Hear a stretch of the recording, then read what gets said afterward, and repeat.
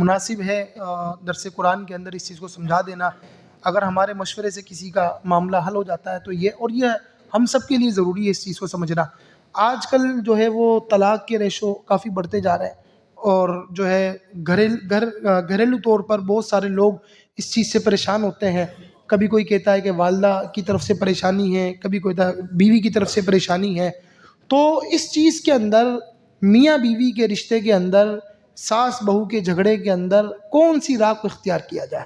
مطلب ایک شوہر کو کیا کرنا چاہیے، ایک باپ کو کیا کرنا چاہیے، اس کی بیٹی کی شادی ہوئی ہے اس کو کیا کردار نبھانا چاہیے.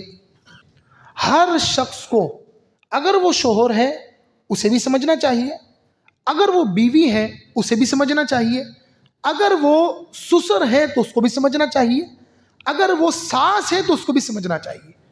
سب لوگوں کو اپنا منصب، اپنی ذمہ داری سمجھنی چاہیے کہ ہمارا منصب کیا ہے، ہماری ذمہ داری کیا ہے.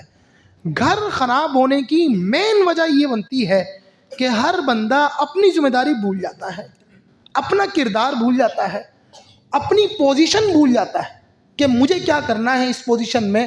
وہ یہ یاد نہیں رکھ پاتا. اس صورت میں گھر بگڑ جاتا ہے، گھر خراب ہو جاتا ہے.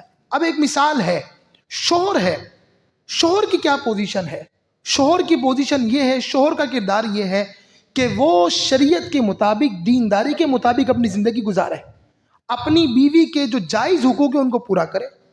اگر اس کی والدہ اس کی بیوی کے ساتھ ناجائز طور پر اسے پریشان کرتی ہے تو ناجائز بات میں کسی صورت اپنی ماں کا ساتھ نہ دے، اپنی ماں کا کسی صورت ساتھ نہ دے. اچھا دیکھیں، یہاں پہ یاد رکھیے گا، ساتھ نہ دینے کا ہرگز یہ مطلب نہیں کہ ماں کو معاذ اللہ مارے، معاذ اللہ ماں کو ذلیل کرے، یا معاذ اللہ ماں کو ہاتھ پکڑ کے گھر سے نکال دے.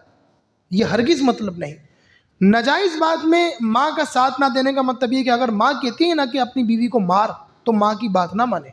اگر ماں کہے نا کہ اس کے ساتھ ظلم کر، اس کے ساتھ زیادتی کر، نہ مانے. اور ماں کو بھی کوئی حکمت عملی اختیار کر چپ کرا دے، بدتمیزی ماں سے بھی نہ کرے.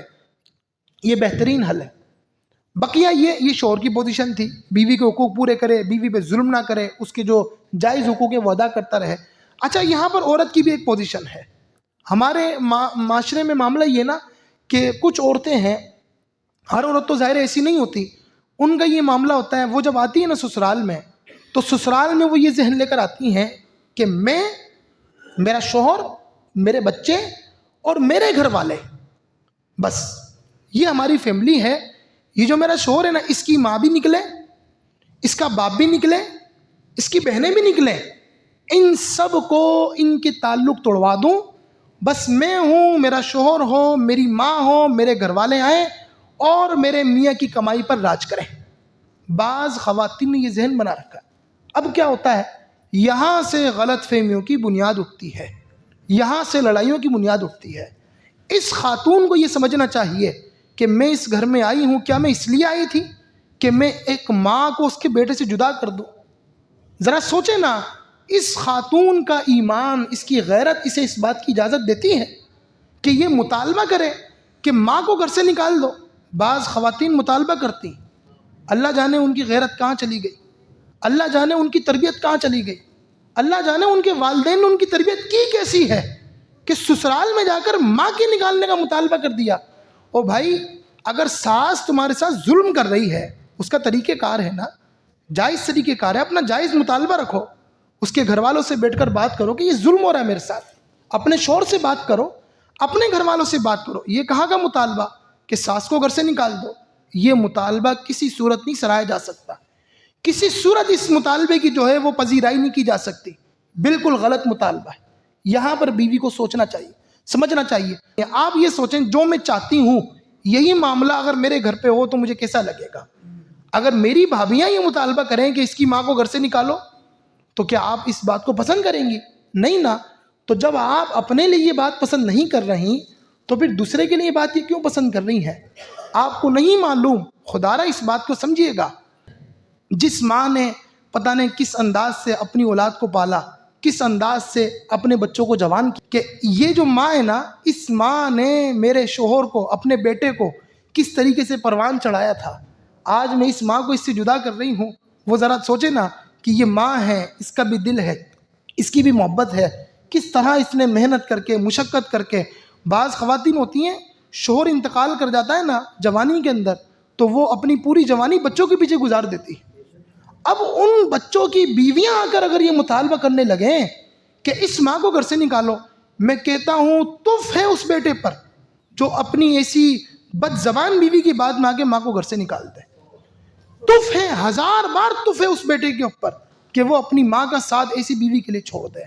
ماں کو بھی سمجھائے، بیوی کو بھی سمجھائے، لیکن ماں چھوڑنے والی چیز نہیں ہے. ماں پہ کمپرومائز نہیں کیا جا سکتا، یہ رشتہ حصہ ہے. یہیں پھر ساتھ میں بیٹی کے ساتھ بھی اگر ظلم ہے تو شوہر کو چاہیے ناجائز طور پر ایسا نہ ہو کہ بالکل ہی ماں کی بات میں آ کر بیوی کو بالکل ہی پاؤں کی جوتی سمجھ لے.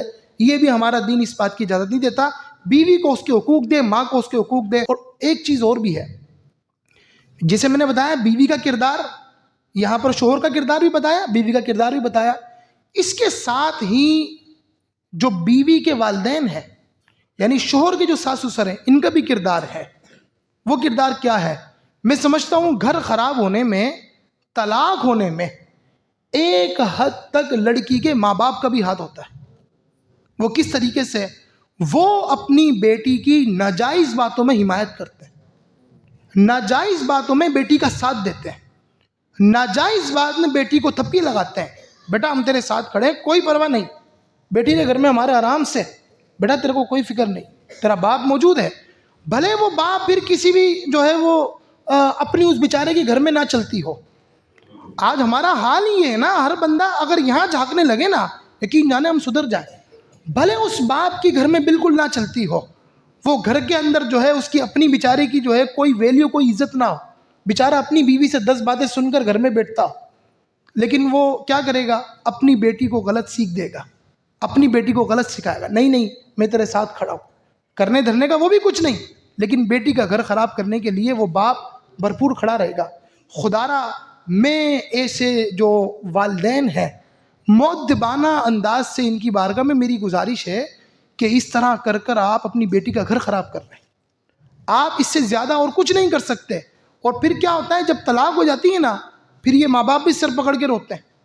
پھر جب عمر گزر جاتی ہے نا، کچھ ٹائم گزرتی ہے، کچھ انا ٹوٹتی ہے، کچھ اکڑ ٹوٹتی ہے، پھر خیال آتا ہے کہ یار وہ لڑکا تو صحیح تھا، ہماری بیٹی کی اگر غلطی تھی، یہاں پر ہم نے اپنی بیٹی کے ساتھ ظلم کر لیا، یہ تو ہم نے زیادتی کر لی. اگر ناجائز طور پر آپ کی بیٹی کو پریشان کیا جاتا ہے، آپ بالکل حق رکھتے ہیں بات کرنے کا، لیکن اس کا طریقہ کار ہوتا ہے، اس کے ادب و آداب ہوتے ہیں. اگر آپ طریقہ کار اور ادب و آداب سے نکل کر بات کریں گے تو کسی صورت بھی آپ کی بیٹی کا گھر نہیں بچ سکتا. یہاں پر والدین کا یہ کردار ہے، اپنی بیٹی کو سمجھائیں، بولیں بیٹا جیسے ہم تیرے ماں باپ ہیں اسی طرح وہ بھی تیری ماں ہے.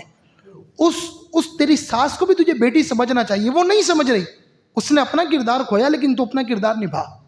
تو ہماری تربیت کے اوپر حرف نہ آنے دے، تیرے بارے میں یہ نہ کہا جائے کہ اس کے ماں باپ نے اس کی تربیت نہیں کی. تو اگر یوں کر کر سمجھائیں گے تو میں سمجھتا ہوں انشاءاللہ گھر خراب ہونے سے بچ جائے گا. اور گھر خراب ہونے کے اندر آپ سب جانتے ہیں جب گھر خراب ہوتا ہے نا ہمارے معاشرے میں تو عورت کی بیچاری جو ہے وہ حق پر ہونے کے باوجود بھی عورت کی رسوائی زیادہ ہوتی ہے، عورت کا معاملہ زیادہ خراب ہوتا ہے. تو یہاں پر والدین کو سمجھداری دکھانی چاہیے. اپنی بیٹی کے ساتھ اس کو گھر پہ چھوڑ دیا، اب اس کو سمجھائیں کہ بیٹا تم نے سسرال میں رہ کر سسرال کے طور طریقے سیکھنے ہیں، ان کے مطابق اپنی زندگی ایڈجسٹ کرنا شروع کرو، ان کے مطابق زندگی گزارنا شروع کرو، تو انشاءاللہ معاملات تمہارے درست ہو سکتے ہیں.